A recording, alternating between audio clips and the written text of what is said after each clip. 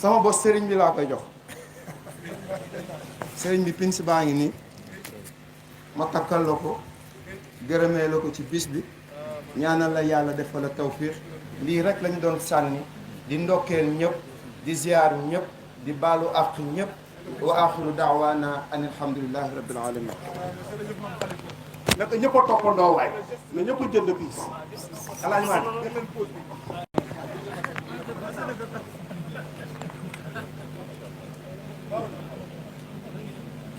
Oustaz ñu ngi informé ni samedi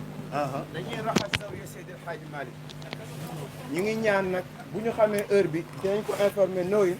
mu informé ko mbokk yëpp xam naa ci bëccëg bi lay doon ndax ko bëgg a dem tax si sutura mooy li sëñ Idrissa wax daas banaana